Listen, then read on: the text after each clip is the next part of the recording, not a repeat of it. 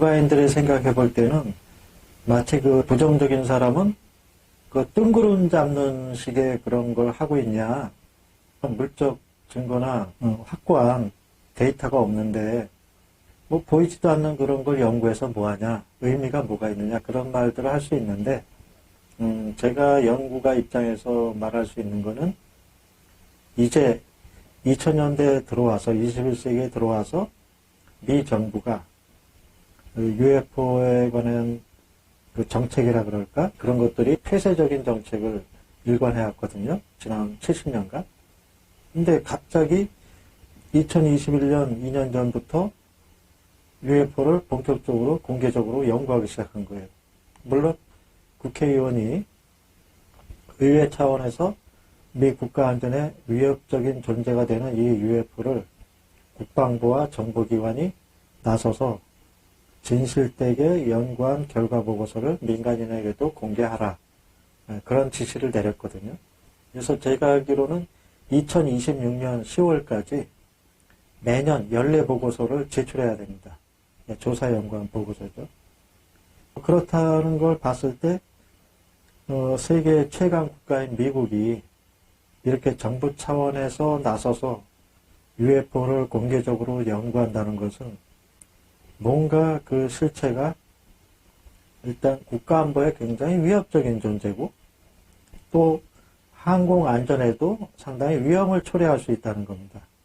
실제로 미 항공모함 니미츠 사건이 있었는데 거기서 항공기 이착륙 훈련을 하면서 작전구역 상공 내에서 그 미확인 비행물체로 추정되는 물체들이 매일 출현했다는 거예요. 그래서 그 각 조종사들의 증언 내용을 보면 그 중에는 한 11건 정도가 UFO와 충돌했을 그런 가능성이 또 있었다.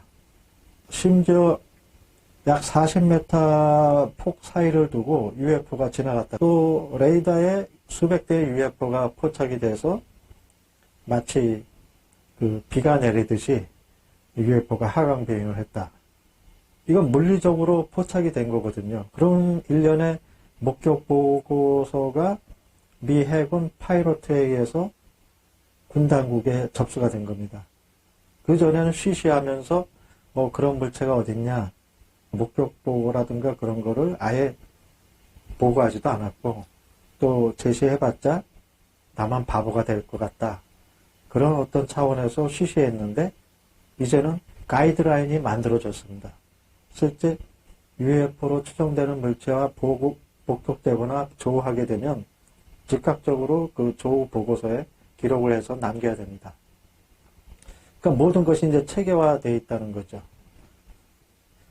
사건과 이것을 조사 연구하는 흐름이 체계화되면서 바야흐로 이제 UFO가 이제 수면 위로 드러났다. UFO 문제가. 수면 위로 드러났다는 것은 뭐냐면 미 정부 차원에서 이 문제를 심도 있게 다루고 있다는 것과 또 이것이 일반 대중들한테 전 세계 시민들한테 공개적으로 연구 결과가 노출이 된다는 겁니다. 그렇게 된다면은 언젠가는 이 UFO의 실체가 밝혀질 날이 올 것이다. 물론 그 날은 언제인지는 저도 모르겠지만 지금 일련의 어떤 과정을 봤을 때 상당히 그 긍정적인 결과를 가져올 수 있지 않을까.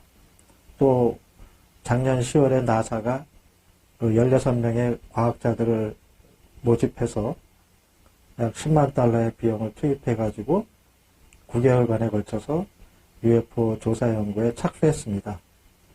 그래서 올 6월이나 7월 달에 아마 공개가 될 겁니다. 그러니까 나사는 과학적인 측면에서 조사 연구하는 거고 미 국방부와 정보기관은 이걸 국가안보적인 측면에서 조사 연구하는 거죠. 물론 방향은 다르지만 UFO가 일반인들이 말하는 비지구적인 기원, 외계에서 왔을 가능성에 대해서 연구하는 것은 나사의 어떤 몫이 아닐까. 과학자들이 연구하는 분야니까. 반면에 국방부 같은 그 군 당국에서 이 UFO를 보는 관점은 이게 적군이냐 아군이냐 그걸 즉각적으로 판별해야 되거든요.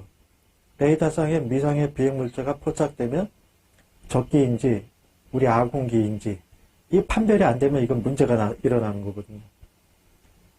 식별돼야 됨에도 불구하고 식별되지 않는 물체가 자국의 상공에 출현한다는 것은 이건 굉장히 심각한 문제거든요. 그런 점으로 봤을 때 비단 미국뿐만 아니라 뭐 일본이라든가 뭐 러시아, 중국 그런 타 국가에서도 이 UFO 연구팀이 조직된 걸로 알고 있습니다.